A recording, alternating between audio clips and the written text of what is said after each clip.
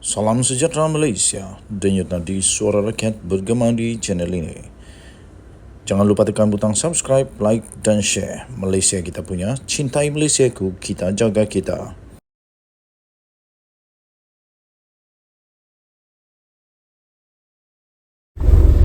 Salam sejahtera Malaysia, denyut nadi suara rakyat bergema di channel ini. Kalau kita mengimbas semula perjalanan politik Zahid Hamidi dalam 3 tahun kebelakangan ini, perkara yang paling diingat oleh rakyat Malaysia, perkara yang paling diingat oleh semua penyokong, semua ahli UMNO, ialah apabila beliau sentiasa tak pernah berhenti-henti, orang dalam, orang luar daripada UMNO menekan supaya beliau meletak jawatan sebagai Presiden UMNO. Tapi sampai sekarang itu belum berlaku kerana menurut laporan-laporan daripada media massa, daripada orang-orang politik, terutamanya orang-orang dalam UMNO, kata mereka Zahid Hamidi masih diperlukan. Okey. Jadi ketika pemilihan dulu dia dikekalkan kerana untuk memastikan supaya UMNO tak terus berpecah. Dulu tak ada pemilihan sebelum pilihan raya umum supaya UMNO boleh menang, begitu. Boleh menang tapi rupanya kalah juga. Okey. Terbaru ini satu lagi drama mau minta supaya Zahid Hamidi meletak jawatan berlaku lagi. Terbaru dilaporkan di biharian.com. Andai Pakatan Harapan dan BN tersungkur, Ahmad Zahid perlu berundur secara terhormat. Okey, itu kata Ketua Penerangan PAS Pusat Khairil Nizam Kirudin.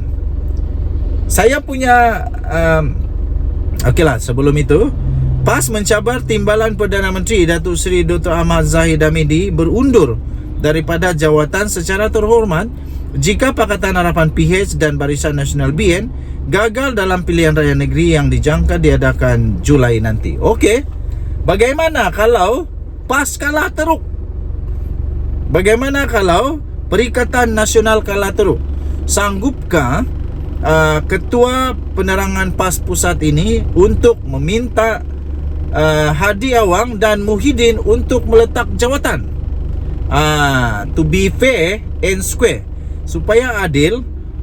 Kita lihatlah, kalau mana-mana yang kalah, letak jawatan lah. Okey. Bolehkah begitu? Saya fikir tak bolehlah begitu. Tapi kalau betul-betul penyebab kekalahan itu kerana Zahid, mungkin boleh lah. Tapi kalau penyebab kekalahan bukan kerana Zahid, nak letak jawatan apanya? Okey. Cabaran itu dibuat oleh Ketua Penerangan PAS Pusat Khairil Nizam Kirudin sebagai tindak balas kenyataan Ahmad Zahid yang mencabar pengerusi Perikatan Nasional PN Tan Sri Muhyiddin Yassin menggunakan PRN 6 negeri sebagai kayu ukur sokongan rakyat. Wow, rupanya cabaran ini muncul hasil daripada cabaran yang dimulakan oleh Zahid Hamidi. Patutlah. Okeylah, jadi kita tengoklah nanti siapa yang tersungkur, siapa yang perlu letak jawatan. Khairil Nizam berkata, andai PHBN tersungkur, timbalan Perdana Menteri perlu berundur secara terhormat. Katanya pilihan raya umum ke-15 sudah membuktikan BN UMNO merekodkan keputusan terburuk dalam sejarah politiknya. Ini kerana BN UMNO hanya memperoleh 30 kerusi parlimen saja, dengan UMNO mendapat 26 kerusi, dan ini adalah pencapaian terburuk Presiden UMNO setakat ini, katanya dalam satu kenyataan di Facebooknya. Pada hari yang lalu, Ahmad Zahid telah mencabar Muhyiddin menggunakan pilihan raya negeri sebagai platform untuk menentukan tahap sokongan rakyat. Malah pengerusi Barisan Nasional BN merangkap Presiden UMNO itu turut mengucapkan selamat maju jaya kepada Muhyiddin yang juga Presiden Bersatu untuk menghadapi pilihan raya negeri tidak lama lagi. Okey, tuan-tuan dan puan-puan yang dihormati sekalian, denyut nadi suara rakyat bergema di channel ini. Jangan lupa tekan butang subscribe, like dan share. Bye-bye. Salam sejahtera Malaysia, denyut nadi suara rakyat bergema di channel ini. Akhirnya yang paling ditakuti telah berlaku, dan yang diramal-ramal berlaku betul-betul sudah berlaku. Tuan-tuan dan puan-puan yang dihormati sekalian, ini disahkan sendiri oleh SPRM. Disahkan sendiri oleh SPRM. SPRM, siasat anak bekas Perdana Menteri. Jadi ada beberapa anak bekas Perdana Menteri yang mungkin berada dalam radar SPRM. Yang pastinya orang yang paling utama dalam radar SPRM dan radar netizen adalah anak bekas Perdana Menteri kita dulu, Tun Mahathir Mohamad. SPRM, siasat anak bekas Perdana Menteri berhubung aktiviti perniagaan. Tapi kita belum tahu siapa sebenarnya. Mari kita lihat sama-sama. SPRM dilaporkan telah memanggil anak kepada seorang bekas Perdana Menteri bagi membantu satu lagi siasatan berhubung aktiviti perniagaannya. Memetik sumber yang rapat dengan siasatan itu, Akhbar Desta melaporkan individu itu telah disoal siasat selama beberapa jam. Kenyataan telah direkam, katanya, dan saya percaya akan ada sesi lain dengannya, kata sumber itu. Utusan Malaysia pula melaporkan individu berkenaan adalah anak kepada seorang bekas Perdana Menteri. Dia dipanggil untuk disoal siasat pada pukul 10 malam di Ibu Pejabat Suruhanjaya, itu di Putrajaya.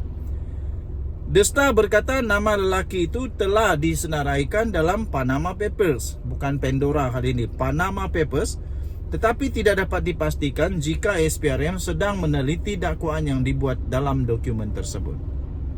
Panama Papers merujuk kepada kebocoran besar sebanyak 11.5 juta dokumen yang didedahkan daripada firma Guoman yang berpengkalan di Panama pada tahun 2016 yang lalu.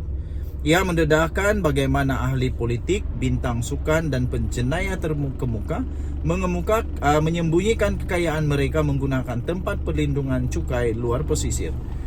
Ketika itu Malaysia kini telah melaporkan bahawa anak bekas Perdana Menteri Najib Razak yang sedang meringkuk di penjara, Muhammad Nazifuddin Muhammad Najib, adalah antara mereka yang dinamakan.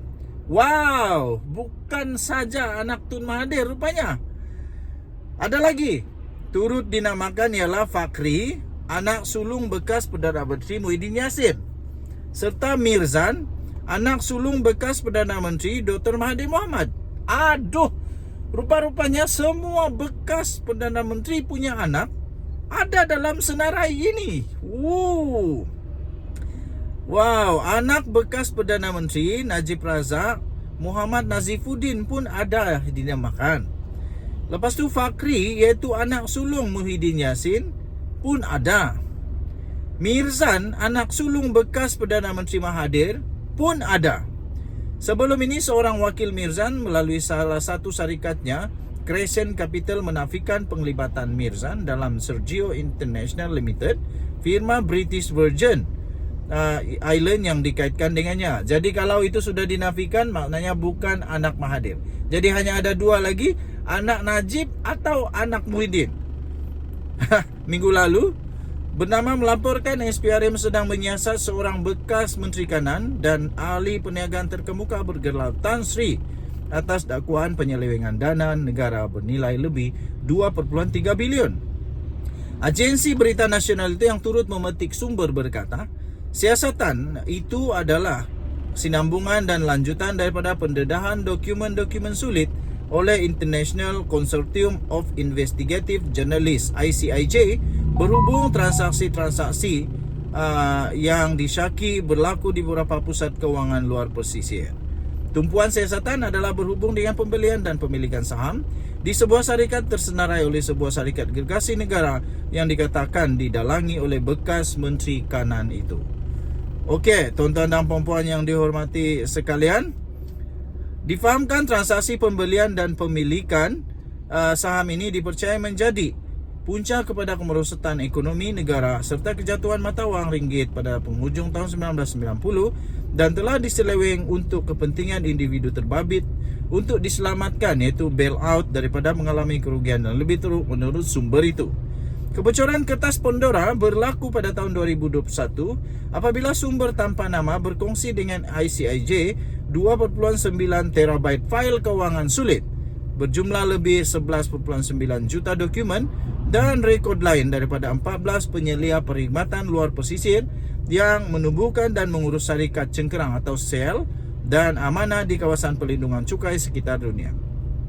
Berikutan kebocoran itu, bekas Menteri Kewangan Daim Zainuddin membidas Malaysia kini atas apa yang didakwanya sebagai obsesi yang tidak berkesudahan portal berita ini terhadapnya. Ini selepas Malaysia kini menyiarkan laporan mengenai pegangannya di luar pesisir. Kenapa Daim Zainuddin tiba-tiba melenting? Janganlah marah. Kalau tak ada apa-apa dengan kamu, kenapa nak marah? Okey, Denyut Nadi Suara Rakyat bergegar di channel ini. Bye-bye.